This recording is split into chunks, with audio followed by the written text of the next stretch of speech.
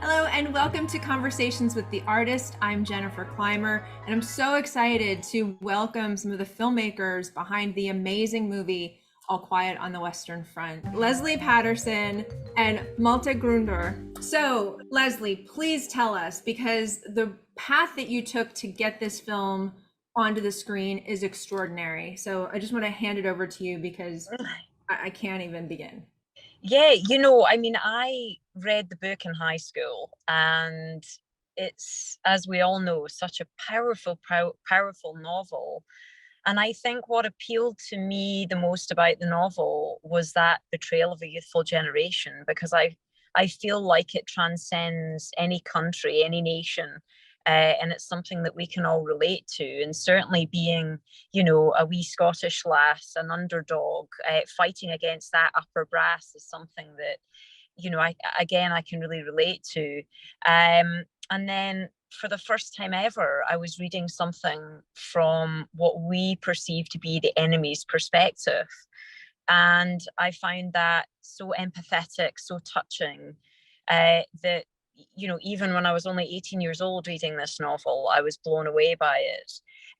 So I was studying my undergraduate and graduate studies in theatre and film at the same time as being a professional triathlete, which seems an odd thing, but they are curiously complementary.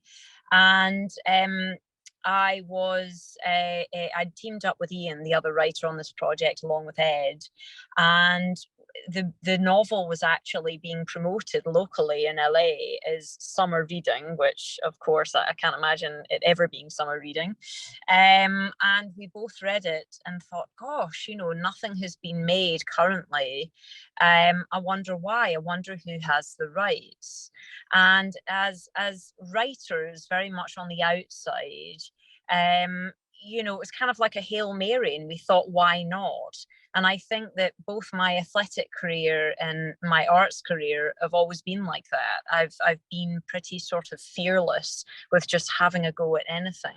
So Ian and I looked into who had the rights, and they just lapsed from Universal. So we kind of made a pitch about how we would want to tell this story, and they said yes, which was quite shocking to us.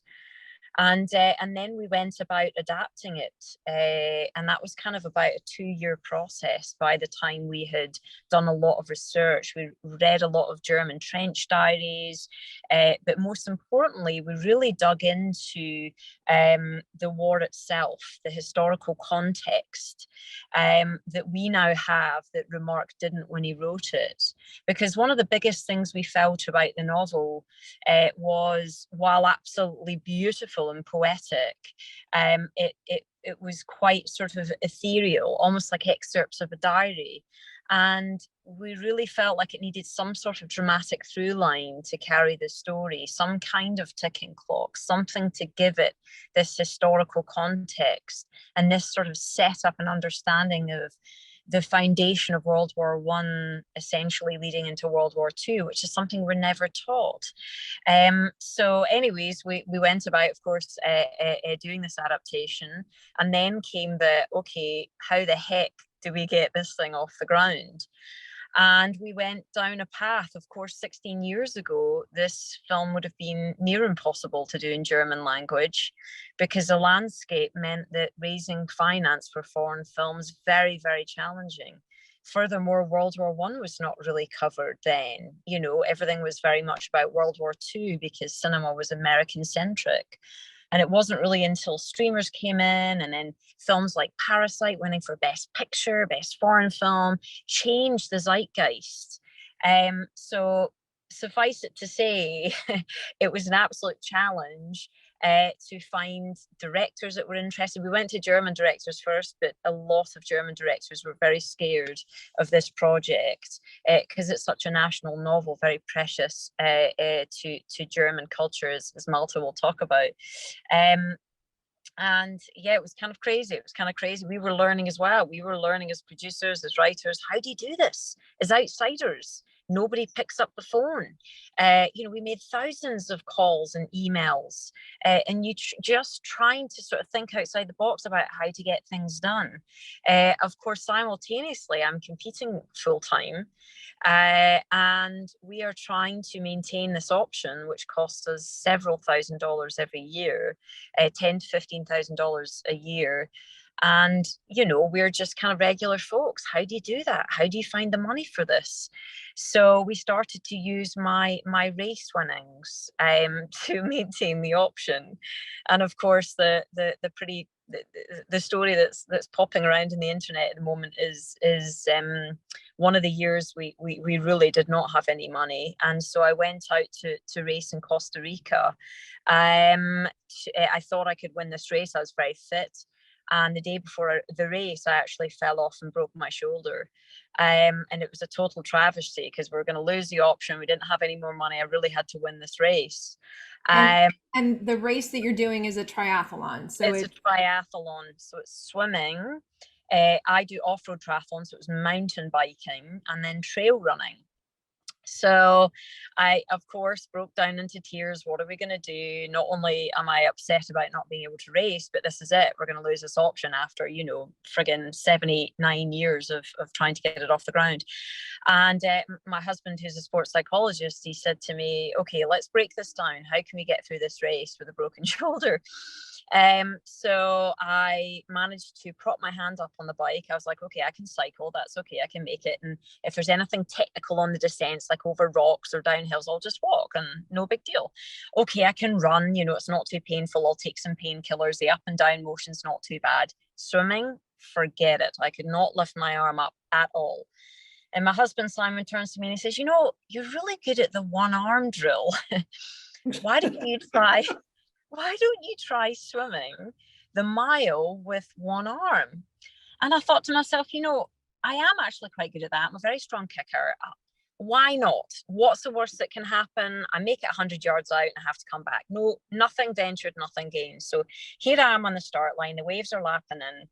I head out in the swim, and of course I'm miles behind immediately. And my husband's standing on the beach, and everyone is pointing at me going, gosh, they give pro cards out to really rubbish athletes these days because I'm way off the back.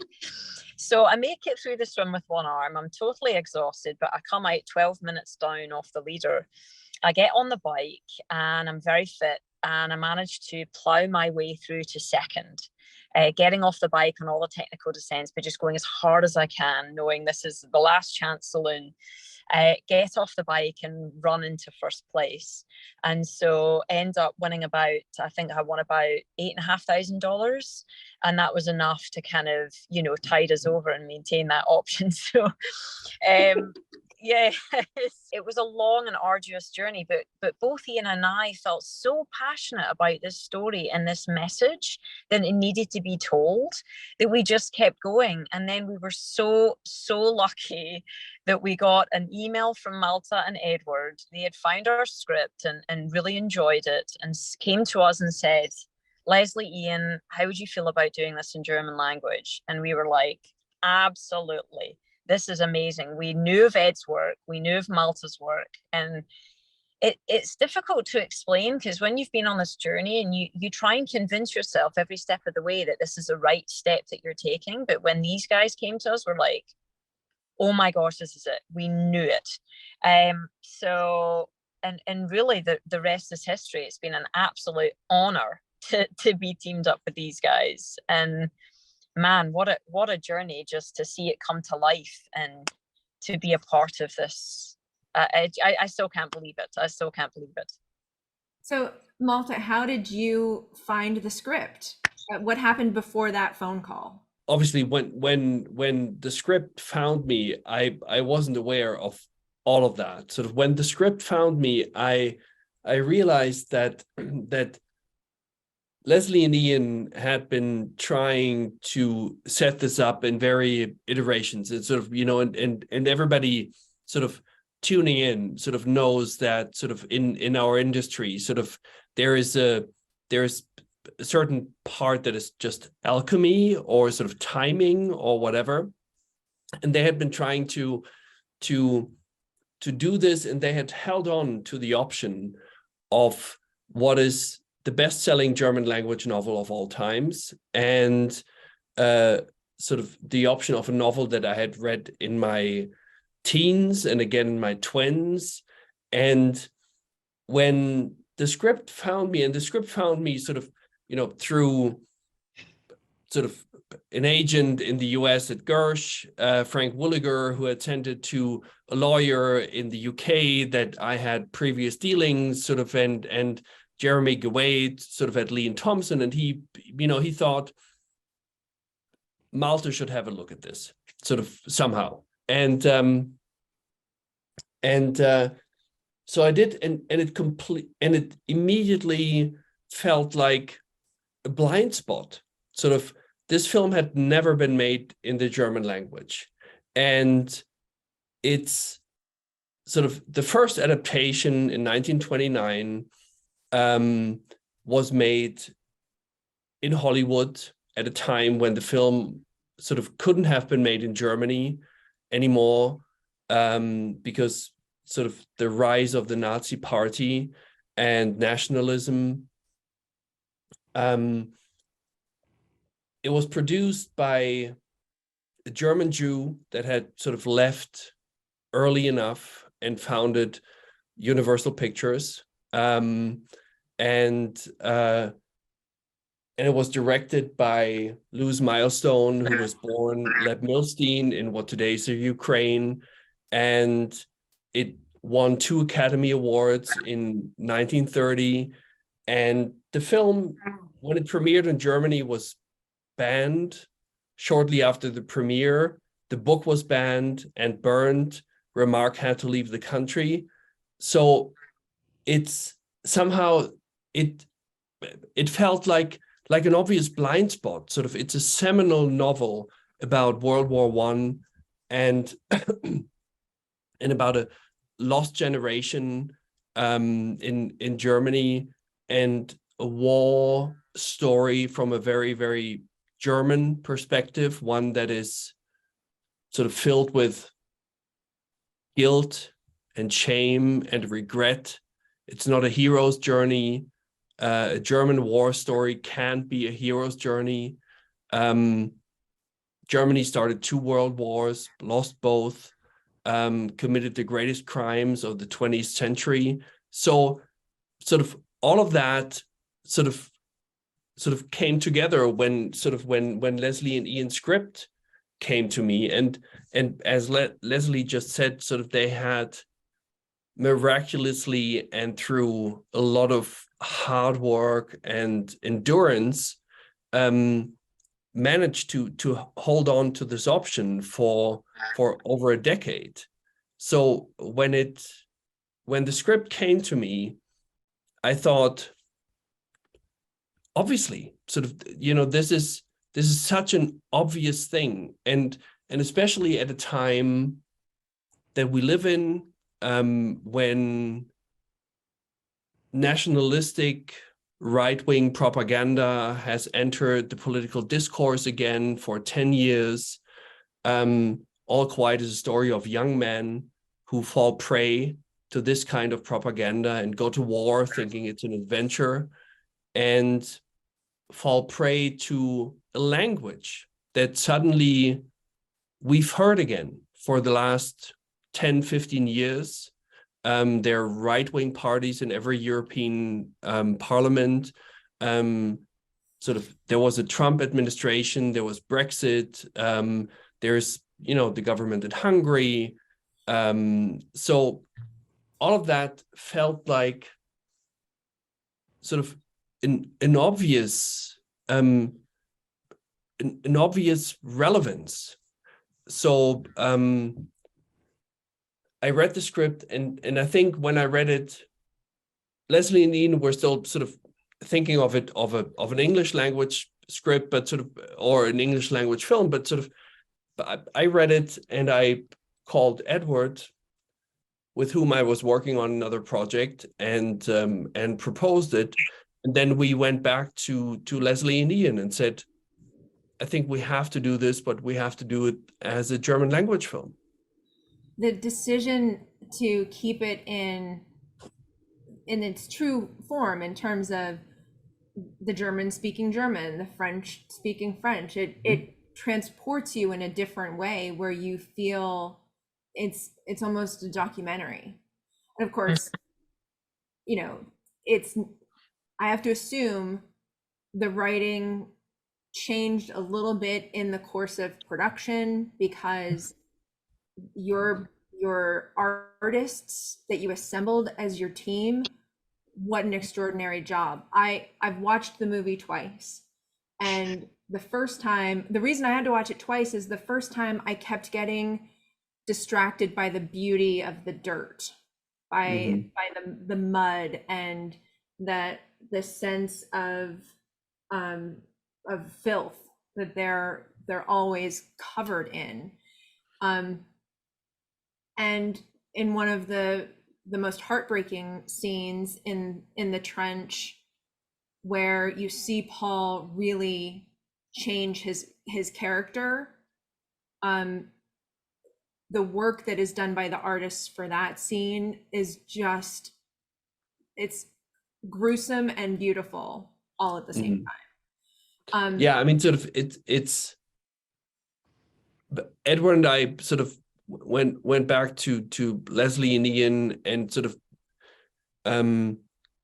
they had made some fantastic changes and sort of also contemporary contextual changes to the novel, which is sort of the entire opening of the film. The journey of the uniform is such a powerful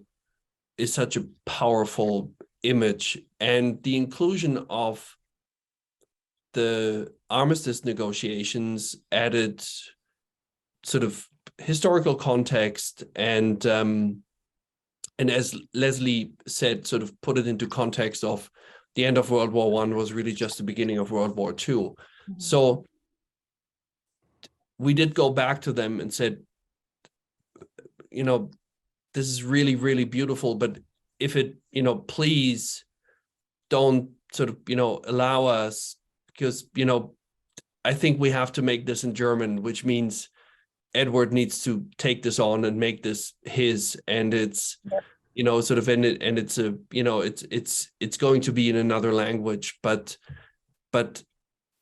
also the times had changed, obviously, and the streamers and a more acceptable viewing of films in an original language, sort of subtitled, had sort of come around. And when we embarked on this, we had entered a phase of filmmaking where authenticity had become more important than easy accessibility through the English language, and that obviously sort of made a change. So we went back to Ian and Lesley and said, "Can we please?" Which, to be honest, was an absolute honor, to have Ed's authenticity, his German sensibility. It was a big learning curve for us, to really understand the shame in the German culture about war, to understand that it could not be a hero's journey, all of the elements that Malte has just spoken about. And I truly think that's why this film is hitting a mark with audiences, because I think that, Ian and I brought this outside in perspective, this kind of historical context, but then Ed and Malte have brought this inside out authenticity that is so powerful and so potent, and to see it develop and grow the way that it has been a huge learning curve for us, and an amazing thing to be a part of. And it's funny because, we're executive producers on the project as well. And I think when you put on your producer's hat, and you believe in a director and a producer in terms of their vision, you let them do it. You let it go, and you say, "We trust you. Just go for it." And truly, that's how we felt, and we couldn't be happier. No, I mean, sort of, it's just one thing to add, and that's maybe why the film seems relevant. I mean, sort of, obviously, when sort of, you know, Lesley, Ian, Ed, and I embarked on this 3 years ago, the escalation of the Ukraine war wasn't foreseeable, but sort of the German perspective of being the perpetrator in 2 world wars and trying to understand how that could happen, possibly moves the perspective of our film closest to the one of young Russian conscripts who are now being sent to the Ukraine and who are poisoned by right-wing nationalist propaganda back home and go into war thinking it'll be an adventure, and they're on the right side, and finding out a very hard way that none of that is true. And I also think it's, you know, in today's society, we're so polarized with our thinking. We don't put ourselves in the other perspective, the other people's shoes. And that's what this film allows us to do. There's a humanity that, certainly as an ally, as someone who's British, I've never appreciated or seen before in a film about Germans in war. And the fact that it's in the German language and you hear the music of it is so unique and so impactful, because the only time I ever hear German speaking in a war film, you hear Nazis, and it has a very specific tone about it. And you contrast that to the beauty of the scenes that Ed has put together. Specifically for me, one of my most favorite ones is when they're on the latrine. And Paul, my favorite scene, actually. I love that scene. And where they are talking in the humanity in that. They're real people. It doesn't matter that they're German. You don't hear that. And we've never seen this before in cinema. And I love it. Yeah.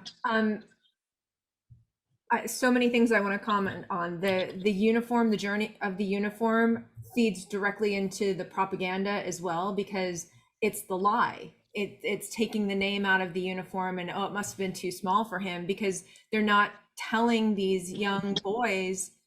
I mean, they're not even really young men yet. They're still children in a way, that someone's already died in this, and we're sending you to the front.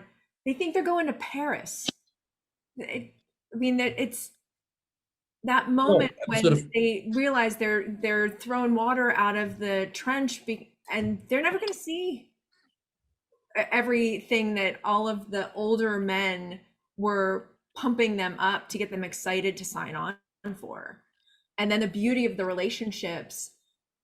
Exactly. It's what we fear is happening with the young men in Russia who are signing on, whether it's because they're forced, or they fear for their families, or it's just built upon a foundation of lies.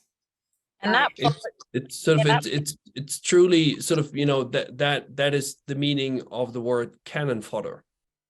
That's what they are. Yep. And I think nowadays, you know, propaganda exists in very different ways. It's not as overt. It's very subtle. It's manipulative, whether that's through social media or other means. Mm-hmm. But what this film is doing is raising a discourse about the fact that it does exist, and therefore it's allowing us to really assess, how does that exist in our landscape now? What's going on now?